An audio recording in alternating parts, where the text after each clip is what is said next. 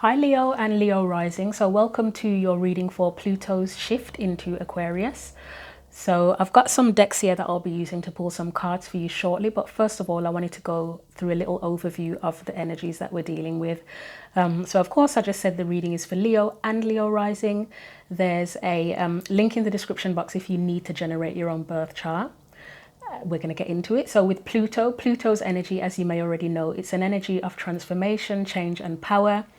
Pluto's energy basically strips everything back. It goes beneath the surface. It breaks everything down so that we can see, or what's necessary down, so we can see where things need to change, where we need to let go.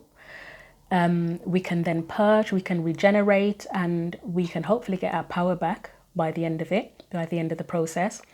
Pluto was in Capricorn for around about 16 years, and during that time it would have shown us where there's misuse or abuse of power.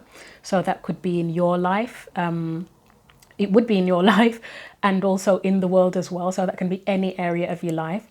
It showed us the shadow side of finance systems, the government, with authority figures, with patriarchal structures, because Capricorn is to do with father energy, patriarchal father energy. And obviously we've seen that play out in the world, but that could have also happened for you very specifically. Maybe there were issues with a father figure, or father figures in your life as well. Basically, Pluto would have, in Capricorn, sort of showed where transformation was needed, where there's an inequity with power and with resources as well. With Pluto going into Aquarius now, Aquarius is a progressive and liberated energy. So Aquarius would want equality and freedom for everyone, wouldn't it? And with Pluto being there, Pluto will show us, which I think it's already started doing, shows us where we're disempowered and how and where to get that power back. Aquarius also is an energy that pushes the boundaries of what we think is possible. So we've seen it happen with artificial intelligence. This can apply to spirituality, how we operate as a collective and a community. We never know, at some point over the next 20 years or by the end of it, the world might be in a more harmonious state, because we don't necessarily see it happening or imagine it can happen. But if anything's possible with Aquarian energy, then you never know. And it is humanitarian, isn't it, Aquarius? So you never know by the end of that time. It might not look like it right now, but you never know, because sometimes it's like with awakening, isn't it? It's bloody hard, and it's like it can take a really painful trigger to make everything good. And I guess if that can play out for us personally, then that can play out in the world as well, can't it, really? Another thing with Aquarius, it's connected to community and friendship. So, and I can see this happening already, that our friendships might get tested a lot more, where even if it's long-standing friendships or communities even as well, where we've been absolutely fine with things, we might realize, actually, no, I'm not fine with that. I don't like that. And then things can either be transformed, repaired, or you might want to let go altogether. It's your choice. So Leo and Leo rising specifically. So when Pluto was in Capricorn, it was in your 6th house. That's a lot. And I can say that as a Leo rising, I felt that shit. And this is why I've been tracking the whole Pluto's movements for such a long time, because I've been like, please get out of my 6th house. Because with the rise, if you're a Leo rising, it will be very specific to your birth chart. I mean, as I say, the messages count for if your sun sign is Leo as well. But with the rising sign, it's more specific to your birth chart. But yeah, 6th house energy, it's Virgo basically. So Virgo is connected to duties. Capricorn is also connected to like responsibility. So they have very similar energies, actually. There is a similarity there. Put those together and you get I'm hearing, is it all play no for all work no play is coming to mind here. So it's someone who works hard, who's always putting effort, not just into work, but into trying to do the right thing, make people happy, etc. Do the right thing comes to mind quite heavily into their work, gives 1000%. But then you can get to the point where you sacrifice your own happiness, or you're just so focused on being of service and doing the right thing that it's like you lose yourself as well, which I can relate to. But anyway, 6th house, Virgo energy, is about, you might have seen during that last 16 years, you might have seen changes or transformation, or recognizing where there's an imbalance of power in terms of work, the work you do, how you feel about it. in terms of being of service, in terms of your responsibilities, in terms of your routines, in terms of your health. As I say, changes or imbalances of power in those matters. Now, I don't know if this is going to get easier or harder, but Pluto being in Aquarius is going to go into your 7th house. And there is a bit of a connection with the 7th house and Aquarius as well, because Aquarius, as I say, community, friendships.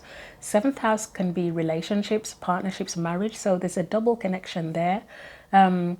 So with Pluto now being in your 7th house, again, 7th house is Libra energy. So relationships, how you relate and interact with others. There can be business partnerships, contracts, legal matters.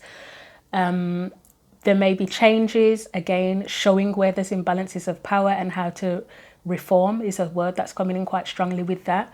Do it better, hopefully, if there's been any issues there before.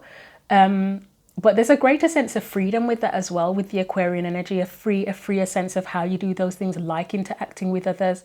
For example, as well, with that connection to community and the business partnerships thing, you might form a business partnership because of a community. There's a lot of different ways it can go, and this is a brief overview, giving you the bit of knowledge that I have on this subject. So I think I've said enough, and obviously you can do more research if you want to, but we are going to get into the cards now. Yeah, somebody could get, this would be a transit where, or a period of time for Leo and Leo rising, where you could actually get married, to be honest, with this kind of energy. Okay. Yeah, for someone that's relevant. But yeah, we're going to get into the cards. So I've got the Le Vampires deck, and I just want to ask the cards, what does Leo and Leo rising need to know as we move forward with Pluto in Aquarius and in your 7th house now as well? So Leo and Leo rising, what do we need to know? See, the last, you're the third reading I've done now where the cards don't want to seem to come out. Yours wasn't too bad, actually. I think it was Taurus. It took me ages to get Taurus's card out. Right, you've got the Death Rites card, saying goodbye, formal occasions, honouring lives. So I think you may have successfully let go. I know there was, who did I do where I said that they still need to let go? It might, was it Sagittarius or Scorpio? I can't remember. One of the signs. It looked like whatever they'd been through when Pluto was in Capricorn, they still needed to do some letting go. I think you've let go, or you're at the very end stages of letting go of something here, whether it's your old self, your old life, your old routines, because of that 6th house connection when Pluto was in your 6th house. You're probably moving into a new way of life, and I'd say you're probably quite a different person now. So whoever's getting married, you're a different person from who you would have been 16 over the last 16 years. But anyway.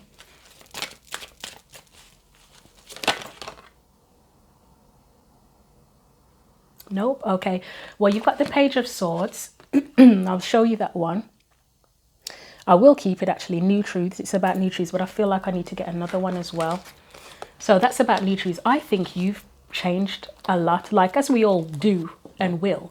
But with the Death Rites card, that's a big change. That is a big change. I think there's something here where you may need to kind of honor who you were before for some reason. Like sort of thank them. Like, I know that we sometimes look at our past selves and we sort of say, oh God, thank God I'm not that person anymore. Which, yep, fair enough. You might have done things that you weren't happy about, or maybe you were a doormat and you're like, thank God I'm not a doormat anymore. But you kind of have to thank that person as well, because you did the best you could. For the most part, we do the best we can at any period of our lives with the information that we have at the time, and we just do what we feel is right, don't we, for the most part. Even if you give too much, you're not trying to be a doormat on purpose. It's just that you think, oh, well, this is the right thing I have to do, I have to give. So thank that person for being, like, if that as an example, you'd thank that person for being compassionate and kind, and then move on and say, okay, I thank that person for being passionate and kind in the past, but moving forward, we are we are having firmer boundaries, you know, that sort of thing. Let's get one more, as I say.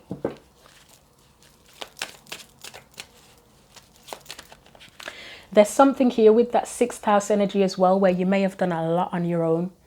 And going into the 7th house, as I say, 7th house, partnerships, Aquarius energy, community, even Capricorn, I feel, not to say Capricorn can't work with others, I think they can, but I almost get a feeling with Capricorn that they would prefer to figure things out by themselves and do things by themselves if possible, or they've got to be the, it's a energy of authority, they've got to be the boss, haven't they? So bosses are usually on their own and then they tell other people what to do. So coming into this phase now, you may be leaving behind a person who did, the person you were is someone that did everything on their own or a lot of things on their own. And now you're coming into a phase where you feel like you've got more help available and support available and working with people better. And the thing is, in the past, even if you had people that you worked with and that were supposed to be supportive, you might have had the people, but you weren't necessarily getting the support that you wanted. So, you know, the presence can be there, but it's not what you need.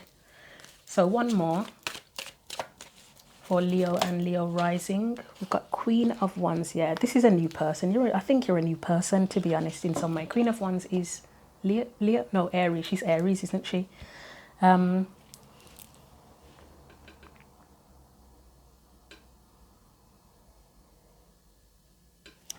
It's on the bottom. Queen of Pentacles.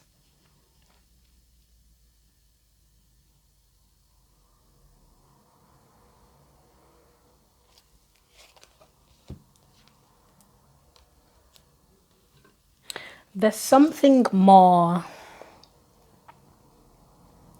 I don't know the right word that I'm thinking of. The Queen of Pentacles obviously makes me think of nurturing. What is the word? I can't think of the word. You've got the Queen of Pentacles and the Nine of Cups here. This, what is the, I can't explain this. There is an element of nurturing yourself more and going after your own desires, but there's a specific word and I can't think of it. You've got a new truth, and I think it's about, what is the bloody word? The only thing I can say is whatever the opposite of, well, not the opposite, but moving away from that, the candle's gone out, moving away from that heavy sense of responsibility and being the authority, etc., and duty, moving away from that. It's not the opposite of that, which would be being irresponsible. It's more like kind of taking care of your needs and desires now, rather than worrying too much or focusing too much on doing the right thing or doing what everybody else wants. It's very much, I think the only way I can think of it is putting yourself in the picture, as in it's yes, literally being seen. It's about that, but make it prioritizing yourself. That's it. That's your new truth. I think it is about prioritizing yourself here and what makes you happy and your joy and those kind of things. That's what it is. And with Leo energy, you think to yourself, oh, well, Leo does that anyway because Leo likes the spotlight and blah, blah, blah.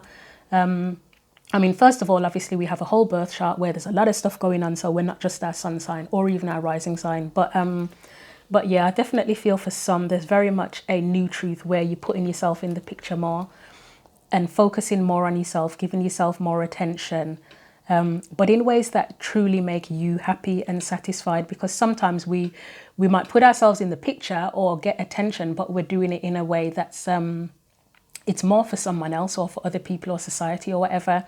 This feels like really doing it for yourself and what you really want. So you're saying goodbye to the person who would have put responsibility and duty above prioritizing themselves.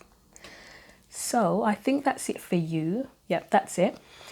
Thank you for watching. Again, go to the description box if you want to generate your birth chart, get a personal reading, or see the link for the daily written tarot readings that I do as well.